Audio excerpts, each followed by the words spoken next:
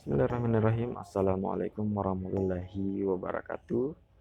Perkenalkan, nama saya Abdul Rajab dari Sekolah Tinggi Ilmu Ekonomi Makassar Maju, Makassar, dengan NIM 21093081100061. Nah, pada kesempatan kita kali ini saya ingin menjelaskan sedikit tentang materi etika bisnis.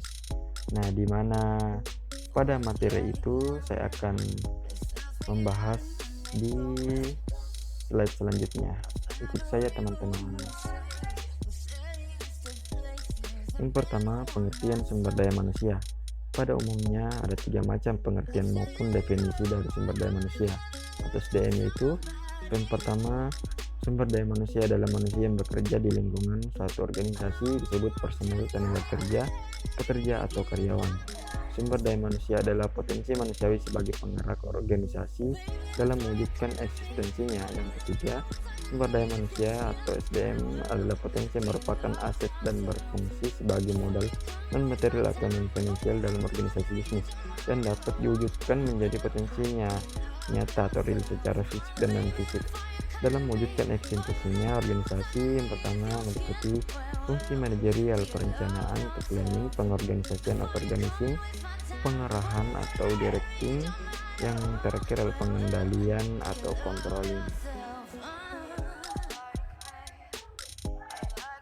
Next, yang kedua yaitu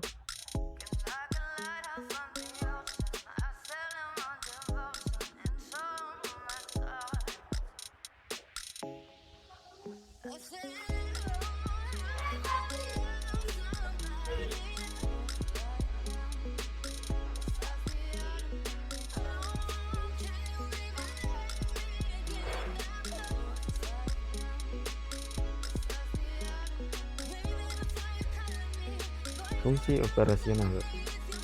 Yang pertama, pengembangan atau development. Yang kedua, kompensasi atau compensation. Yang ketiga, pengintegrasian atau integration. Yang ketiga, pemeliharaan maintenance. Atau yang keempat, pemutusan hubungan tenaga kerja atau separation. Prinsip etika bisnis dalam SDM. Konsekuensi dari perilaku yang tidak etis dapat dilihat dari dua perspektif, yaitu perspektif mikro dan perspektif makro. Perspektif mikro, etika diasosiasikan dengan adanya kepercayaan yang dibangun melalui perilaku. Etika akan mempengaruhi hubungan perusahaan dengan supplier, customer maupun dengan karyawan. Etika dalam kegiatan pemasaran. Etika produksi adalah seperangkat prinsip-prinsip dan nilai-nilai yang menegaskan tentang benar dan salahnya hal yang akan dilakukan dalam proses produksi atau dalam proses penambahan nilai guna barang. Pemasaran merupakan kegiatan mempromosikan dan menyampaikan barang atau jasa ke para konsumennya. Adapun tujuan produksi antara lain, yang pertama memperbanyak jumlah barang dan jasa, yang kedua menghasilkan barang dan jasa yang berkualitas tinggi, yang ketiga mengganti barang-barang yang rusak atau habis, yang keempat memenuhi pasar dalam negeri untuk perusahaan dan rumah tangga, yang kelima memenuhi pasar internasional, yang keenam meningkatkan kemakmuran. Pengertian etika produksi dan pemasaran. Pengambilan keputusan etis oleh Carlson, Kamar dan Wadsworth 2002 menjelaskan pengambilan keputusan etis sebagai suatu proses dilakukan individu-individu yang menggunakan dasar pemikirannya untuk menentukan apakah suatu isu tertentu adalah benar atau salah. Faktor-faktor yang mempengaruhi pengambilan keputusan yang etis. Yang pertama, perkembangan moral. Fase ini adalah fase yang mengevaluasi kemampuan seseorang untuk menilai apakah ia benar secara moral. Semakin besar perkembangan moral seseorang, maka semakin sedikit ia akan tergantung pada pengaruh luar, sehingga ia lebih cenderung berperilaku etis. Etika bisnis dalam teknologi informasi. Etika ialah nilai atau norma atau aturan mengenai sesuatu hal yang baik dan buruk, benar atau salah yang dianut oleh golongan masyarakat. Etika bisnis, pemikiran atau refleksi tentang moralitas dalam ekonomi dan bisnis. Teknologi informasi adalah pengertian umum untuk berbagai jenis teknologi yang bertujuan membantu manusia untuk mempermudah dalam membuat, mengubah, menyimpan, mengomunikasikan, atau menyebarkan informasi.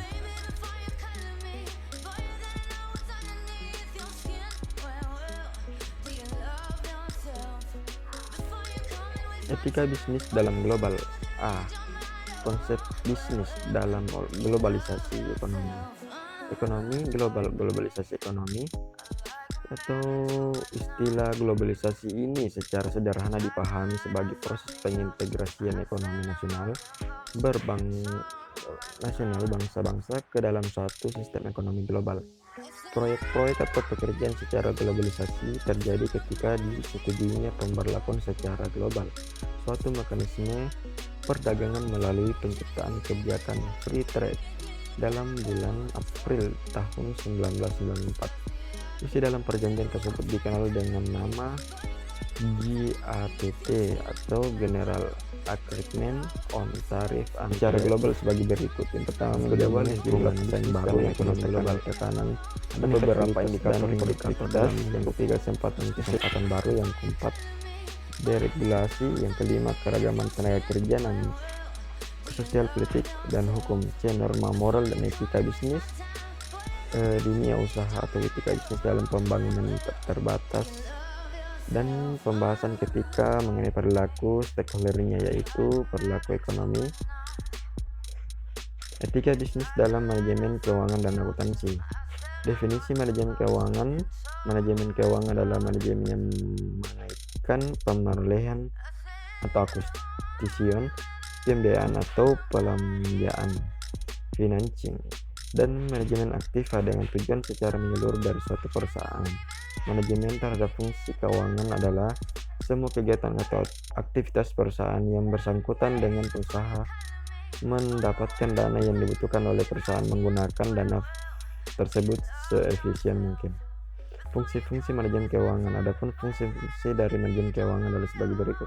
Yang pertama, fungsi penggunaan dana, keputusan investasi, pembelajaran aktif, bagaimana menggunakan dana secara efisien. Dan yang kedua, fungsi mendapatkan dana. Yang pertama, keputusan pembelanjaan pasif, bagaimana memperoleh dana yang paling efisien atau murah. Yang terakhir tercermin di neraca sisi pasifah.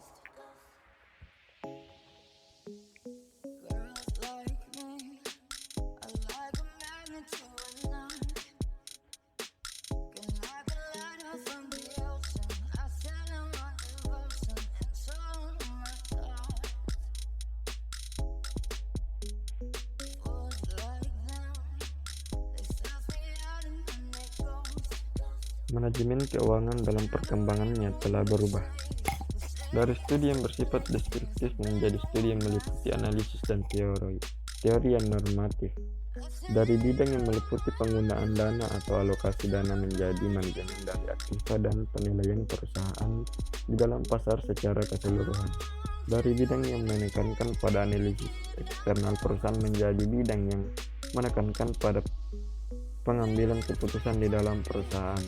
Lingkup manajemen keuangan adalah satu lingkup kegiatan perusahaan yang mengelola keuangan secara optimal dengan sumber daya keuangan yang terbatas tapi dapat didaya gunakan secara efektif dan efisien dalam mencapai keuntungannya yang optimal sesuai dengan tujuan perusahaan. Adapun keputusan dalam manajemen keuangan. Yang pertama, keputusan investasi. Yang kedua, keputusan pembelanjaan. Yang ketiga, kebijakan dividen. Dan yang terakhir, keputusan manajemen aktiva.